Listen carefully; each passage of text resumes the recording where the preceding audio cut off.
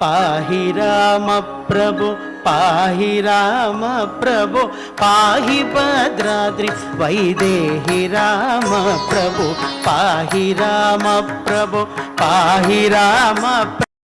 இலங்கை வற்றாப்பளைக்கு வந்த வயதான மூதாட்டியின் பசியைக் கண்டு சிறுவர்கள் உணவளித்து அவரை விசாரித்த போது மூதாட்டி, நான் சோழ நாட்டவர், தங்க இடமில்லை என்றாள். சிறுவர்கள் அவளுக்கு குடிசை அமைத்தனர். மாலை நேரம் விளக்கேற்ற எண்ணெய் இல்லாத போது சிறுவர்களை கடல் நீரில் ஏற்றுங்கள் என்றார். அவர்கள் கடல் நீரில் விளக்கேற்ற விளக்கு எரிந்தது. மூதாட்டி சிறுவர்களிடம் தலையை பேன் பார்த்துவிட கூறினாள். சிறுவர்கள் தலைமுடியை வகுக்க தலை முழுதும் கண்களாக கண்டு பயந்து அலறினர். பின் மூதாட்டி, வைகாசி விசாக தினத்தில் பொங்கல் வைத்து வழிபடுங்கள் என்று மறைந்தாள். சிறுவர்கள் நடந்ததை ஊர் மக்களிடம் கூற குடிசையில் கடல் நீரில் விளக்கு எரிவதைக் கண்ட மக்கள் கண்ணகி அம்மனுக்கு கோவில் அமைத்து நந்தி ஏரியில் தீர்த்தம் எடுத்து கண்ணகி கோவிலில் விளக்கேற்றுவர். அந்த விளக்கு 7 நாட்கள் எரியும். 7வது நாள் விளக்கை கோவிலில் வைத்து பொங்கல் படைப்பர். சேரன் செங்குட்டுவன் வஞ்சியில் கண்ணகிக்கு கோவில் அமைத்த போது இலங்கை அரசன் கஜபாகு வந்தார். அவர் கண்ணகி அருள் வேண்ட உன் விருப்பம் நிறைவேறும் என்று அசரீரி ஒலிக்க செங்குட்டுவன் அவருக்கு சந்தனச் சிலையும் சிலம்பும் கொடுத்தார். பின் அவர் இலங்கைக்கு சென்று கண்ணகிக்கு கோயில் கட்டினார். மதுரையை எரித்த கண்ணகி இலங்கை நந்தி கடலோரம் 10வது இடத்தில் தங்கியதால் அந்த இடம் பத்தாம்பளை மருவி வற்றாப்பளையானது.